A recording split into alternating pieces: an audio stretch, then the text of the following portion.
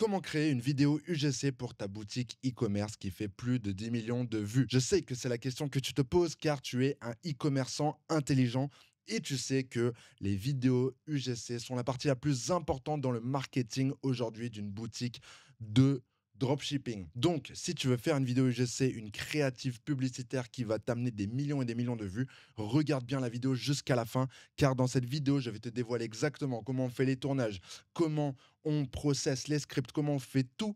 Je vais même interviewer le responsable UGC de mon entreprise pour qu'il nous apporte plus de détails. Donc, si tu es ready, la vidéo commence tout de suite. Alors là, on se retrouve tout de suite sur mon dashboard Facebook, les gars. Là, j'ai mis maximum dans la date, donc de 2022 à 2025. Donc là, c'est juste pour retrouver ma créa qui a le plus de vues. Donc là, je vais aller sur la pub qui a dépensé le plus. Donc voilà, vous pouvez voir que là, sur une ad set, on a dépensé 96 500 euros. Et donc, si je vais dans cette ad set-là, on peut voir qu'il y a une seule publicité. Donc, c'est une publicité, ce qu'on appelle DTC, Dynamic Testing Creative, un truc comme ça. Et le but de ça, c'est de tester des vidéos créatives avec des différents textes, des différentes vidéos. Mais ça, on le fait plus trop. Cette pub, elle a été lancée il y a longtemps. Mais peu importe la stratégie, car la partie la plus importante, c'est les vidéos UGC. Et voilà, donc là, si je clique sur Facebook Post with Comments, donc là, on va voir ma pub qui a fait 10 millions de vues. Et là, on voit, ah ouais, bah en fait, elle a même pas 10 millions de vues, elle a 20 millions de vues. Donc, à la dernière nouvelle, j'ai vu qu'elle avait 10 millions, mais en fait, elle a 20 millions de vues, 1300 commentaires et 38 000 likes. Donc tout ça sur une seule vidéo sur laquelle j'ai dépensé plus de 90 000 euros. Donc est-ce que tu te rends compte de la puissance des créatifs publicitaires, des UGC qu'on fait pour obtenir 20 millions de vues, 38 000 likes et dépenser plus de 90 000 euros dessus. Je sais pas si tu te rends compte, mais c'est absolument énorme.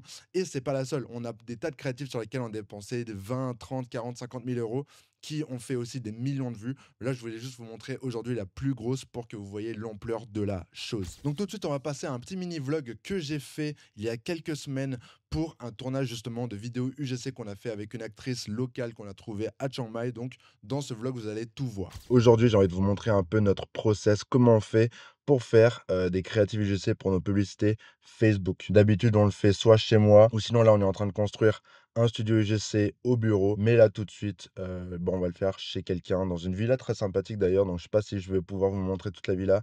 Mais en tout cas, on y va. Allez, let's go. N'hésite pas à faire aussi un genre. Plus. Ouais, tu peux exagérer les réactions. D'accord, ok, on va en faire. Vraiment, amuse-toi. Oh my Exactement. D'accord, ok. Alors, j'ai pas trop pu filmer pendant qu'on était là-bas parce que justement, on était concentré sur le tournage des vidéos créatives publicitaires. Mais pour vous expliquer un peu ce qui se passe, du coup, on est avec cette gentille dame et en fait, on est en train de lui demander de nous faire des réactions. Elle va ouvrir nos produits, elle va faire semblant d'être choquée, d'être surprise. Et nous, on va capturer sa réaction à l'iPhone directement sans se prendre trop la tête. Et on va se servir de ces passages en intro de vidéo. Donc ça capture bien l'attention au début de nos vidéos qui durent environ 15 à 30 secondes. Et en fait, on les met au début, les 3-4 premières secondes, avec une réaction parce que ça marche bien dans notre niche. À toi après de faire ta recherche de créative par rapport à ta niche, par rapport à tes produits, pour faire quelque chose qui correspond à tes produits et à ta niche. On a aussi d'autres types de vidéos qu'on a ensuite tournées. Je crois pas que je les ai filmées. Mais en gros, on va lui faire donc porter le produit et faire des plans avec le produit porté. Des fois aussi, on demande à nos modèles de nous enregistrer des voix off. Donc, comme là, je suis en train de faire des voix off pour nos créatifs publicitaires. Et ensuite, en fait, on a tout simplement un monteur qui vient derrière, qui va s'occuper de couper tous les rushs, de tout dérusher, en fait, de trier ça par angle marketing et ensuite de nous faire des montages avec des musiques pour que ce soit assez émotionnel, assez captivant lorsqu'on lance les publicités. Cette dame-là avec qui on travaille, du coup, c'est une de nos connaissances sur place, mais on travaille aussi avec beaucoup d'autres modèles qui sont plus jeunes, qui sont même des fois des hommes. En fait, on essaie vraiment d'avoir plusieurs types de profils dans nos vidéos parce que aujourd'hui, en 2024, on n'utilise plus trop d'intérêt lorsqu'on cible sur Facebook Ads, mais on va vraiment cibler en fait avec la vidéo. Donc, si on a une vidéo d'une personne un peu plus âgée, ça va nous permettre de cibler quelqu'un qui est un peu plus âgé. Et pareil, si on prend un homme ou si on prend une femme plus jeune et tout, c'est ce qui va nous permettre de mieux cibler. Bon, je vais vous laisser avec le reste de la vidéo. Profitez bien. Incroyable. Ça, c'était mais parfait. Ah bon? Vraiment. Ah, on en refait quelques-unes comme ça parce que c'était vraiment génial ça. Bon, on vient de finir le tournage à la villa où on était. Là, on est de retour chez moi et je suis avec Barto, qui est du coup un membre de ma team et c'est lui qui gère tout ce qui est UGC et tout. Moi, je vais te poser quelques questions si c'est OK avec toi par rapport à au process qu'on a pour filmer les créatives. Comment on fait tout simplement. Donc déjà, pour la première question, j'aimerais savoir comment est-ce que tu trouves les idées pour les créatives, les UGC qu'on fait? Alors pour les idées, là j'ai créé un compte Instagram, un compte TikTok, vraiment genre extérieur, pas privé quoi. Dans le sens, je l'utilise que pour regarder, on appelle ça, genre vraiment consommer que du contenu d'un truc Ouais. ciblé précisément, genre par exemple des concurrents, ou même des trucs, juste des trucs viraux, des idées comme ça, genre vraiment l'algorithme, genre capte que ce profil-là, il veut voir ça. Et Ouais. du coup, j'ai un feed qui est rempli que de ce qu'on a besoin. Et je regarde, vraiment, je me nourris, je prends des notes. Et après, j'essaie d'exporter ça sur nos tournages à nous, genre qu'est-ce qu'on peut faire, quelles sont les idées qu'on peut interpréter à notre façon aussi, pour pas trop faire la même chose que les concurrents. Et à peu près ça, hein. En gros, tu vas sur les réseaux sociaux, tu t'inspires, tu prends des notes, tu regardes les concurrents et des vidéos Vraiment général, générales. voir les tendances aussi, hein. Genre qu'est-ce qui fonctionne, genre pourquoi ça fonctionne aussi, ça c'est vraiment la grande question que j'essaie de me poser à chaque fois. Et essayer de justement ramener un peu les schémas genre sur nos vidéos pour que ça fonctionne. Ouais, donc en soi, rien de vraiment compliqué, quoi, en fait. Donc pour ceux qui regardent à la maison, très facilement, tu peux aller sur les réseaux, déjà regarder par rapport à ce que tu vends, les compétiteurs, ce qu'ils font, mais aussi juste ouvrir les réseaux, scroller un peu, prendre des notes et vraiment essayer de te rendre compte c'est quoi les tendances actuelles, qu'est-ce qui fait qu'une vidéo elle est virale, qu'est-ce qui fait qu'elle ne l'est pas, et juste apprendre tout simplement comme ça et le retranscrire dans les UGC. Mais je veux vraiment souligner le fait d'avoir un compte dédié à ça parce que ça, vraiment, ça simplifie les choses et le feed au moins, vous n'êtes pas là distrait à regarder, je sais pas, ce qui vous intéresse à vous et du coup vous vous perdez parce que c'est quand même dangereux de traîner sur les réseaux. Ok, mais du coup, ok, donc une fois que tu as les idées, tout ça, c'est quoi le next step dans le process de création du coup? Bah déjà du coup on prend les idées, on les trie, on voit ce qu'on peut faire. Après il y a Nazar, notre collaborateur aussi, qui book des actrices. Et du coup, par rapport aussi au profil de l'actrice avec qui on va tourner, et ben après, on va faire des scripts et des shotlists pour vraiment préparer le tournage et pas arriver le jour du tournage où en mode, l'actrice, t'as les produits et t'es là, bon, on pourrait faire ça ou ça. Genre, c'est vraiment, t'arrives, tout est bien aligné, genre, t'as des lignes directives. Parce qu'après, les actrices avec qui on travaille, c'est pas non plus des actrices, c'est juste des personnes lambda. Et du coup, genre, faut juste essayer de les mettre à l'aise et de leur donner des lignes directrices et qu'elles puissent jouer avec ça.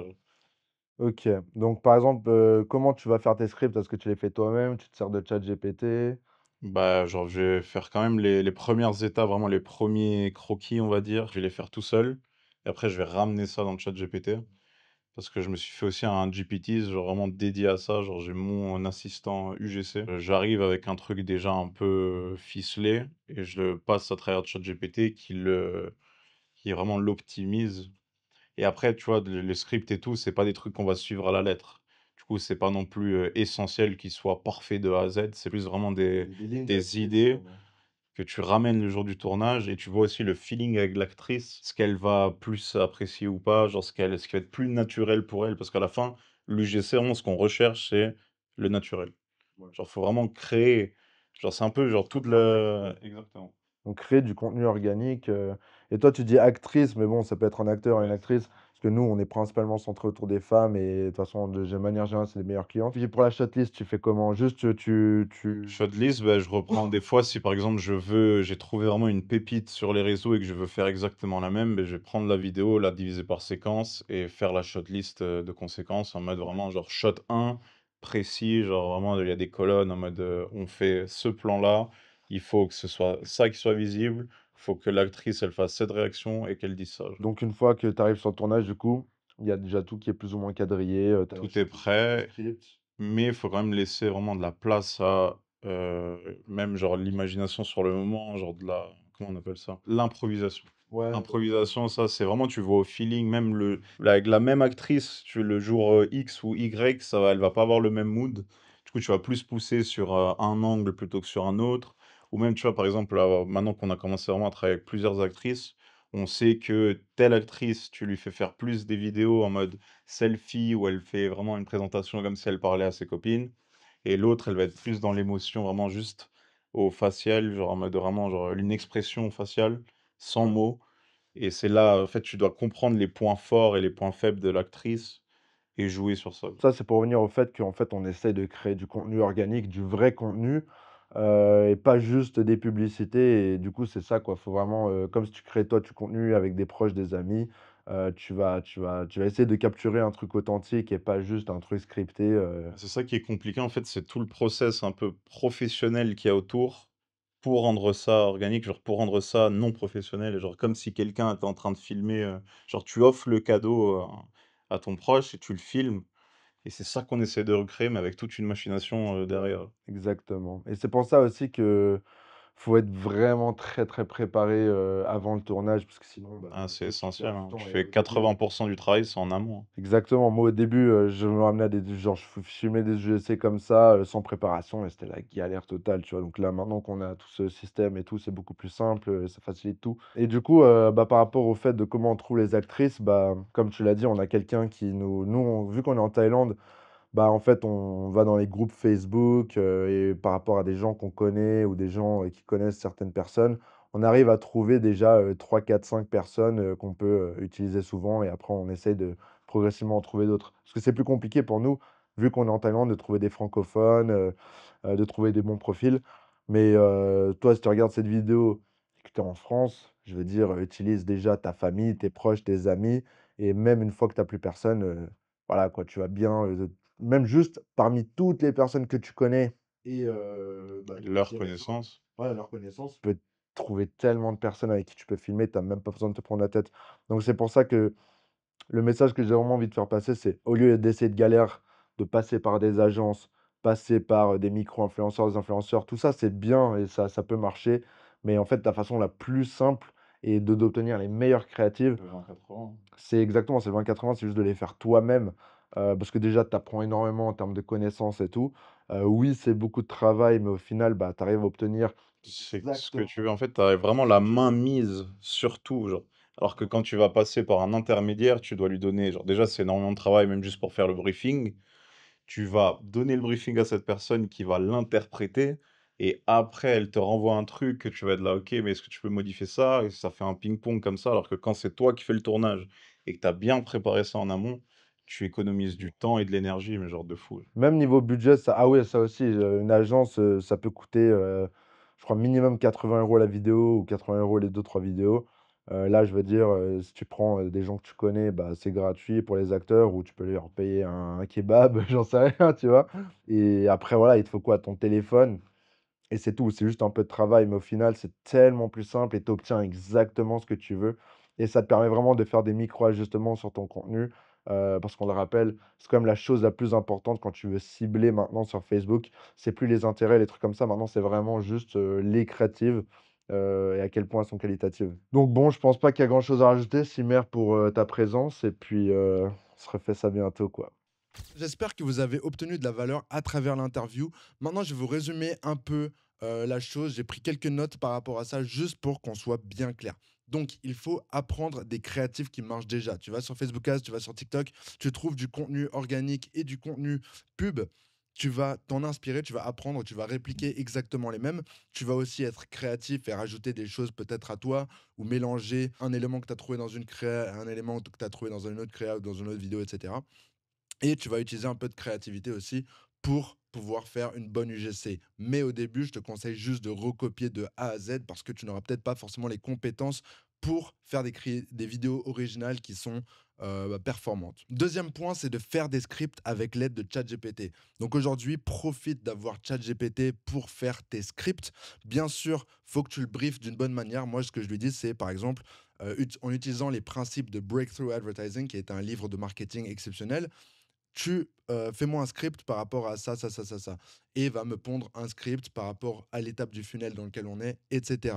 Donc, sers-toi de ChatGPT pour faire des scripts, mais passe toujours derrière pour le modifier un peu, pour l'améliorer, et passe aussi devant pour bien le briefer, pour pas qu'il aille dans n'importe quelle direction. Un autre truc qu'il faut que tu fasses, ce sont des shotlists. Donc si tu te pointes à un tournage que tu n'as rien de préparé, tu vas vite galérer et perdre énormément de temps juste à réfléchir à quel plan tu veux faire. Donc juste note tous les plans, les différents plans que tu veux faire, que ce soit par rapport au hook, que ce soit par rapport à montrer les différentes utilisations du produit, etc. Mais réfléchis en amont le plus précisément comment tu veux faire les plans. Est-ce que tu veux que ce soit dehors, en intérieur? Tu peux même faire des dessins ou utiliser des images de référence de la distance de la caméra, etc. Mais le plus c'est précis, le plus ce sera facile. Donc, essaye vraiment d'avoir une shortlist. Ensuite, un truc qui est très, très, très important, c'est quand même de focus sur le hook. Le hook, c'est quoi? Ce sont les 3 premières secondes de la vidéo. C'est très important parce que les gens qui sont sur Facebook, ils sont pas forcément là pour acheter. Ils sont juste là pour passer du temps sur un réseau social. Donc, nous, notre but, c'est de les interrompre dans ce qu'ils sont en train de faire pour leur faire acheter. Donc, c'est très différent de Google Ads où là, c'est les gens, ils vont rechercher un produit et toi, tu vas leur montrer ce qu'ils cherchent. On doit vraiment captiver leur attention dès les premières secondes pour pas qu'ils défilent dans leur fil d'actualité. Du coup, il nous faut un hook qui est extrêmement puissant. Ça peut être des paroles, ça peut être une image, ça peut être un truc un peu, pas choquant, mais tu vois, un truc vraiment, quand ils voient ça, ils s'arrêtent. Comme quand tu regardes un TikTok et que tu t'arrêtes au lieu de continuer à scroller. C'est la même chose. Donc, il faut que tu aies un hook de 3 secondes, 3 à 5 secondes qui soit extrêmement puissant. Et c'est ça qui fait aussi qu'une vidéo peut devenir virale, comme celle que je t'ai montrée à 20 millions de vues. Et finalement, j'ai quand même envie de te dire, nous, on fait nos propres tournages. C'est comme ça qu'on a eu des millions de vues. On fait aussi, bien sûr, appel des fois à des créateurs UGC, etc. Mais en général, dans ma propre expérience et ce que j'ai remarqué, c'est que quand on fait des tournages, en général, on s'en sort beaucoup mieux parce qu'on sait exactement ce qu'on veut et on vient et on le tourne. Alors que quand tu demandes à un créateur, c'est dur de lui faire parvenir exactement ce que tu veux et tu te retrouves souvent avec des vidéos qui sont pas top. Donc nous, après avoir testé beaucoup de vidéos de créateurs, d'agences, etc. et des vidéos qu'on a tournées nous-mêmes, que ce soit avec des proches et des acteurs, enfin des acteurs, c'est même pas des vrais acteurs, c'est juste des personnes francophones qu'on trouve parce que nous on habite en Thaïlande et ça marche toujours mieux quand c'est des acteurs et qu'on fait les tournages nous-mêmes. Donc si tu débutes, tu as pas forcément le moyen de payer des acteurs ou même des créateurs UGC qui vont te faire les vidéos, eh bien, ce que tu peux faire, c'est juste prendre tes proches, prends tes parents, ta copine, prends ta grand-mère, prends des amis proches à toi et utilise ces personnes-là pour faire des tournages. Tu peux les rémunérer, leur payer un resto ou j'en sais rien, tu vois, démerde-toi, mais en tout cas, tu peux utiliser des proches pour faire des vidéos UGC qui sont extrêmement performantes. Sur ce, j'espère que la vidéo elle t'a plu, que tu as reçu un maximum de valeur. N'hésite pas à t'abonner, à lâcher un like, mais surtout à laisser tes questions en commentaire. Je vais essayer d'y répondre au maximum. Moi, je te revois la semaine prochaine. Ciao.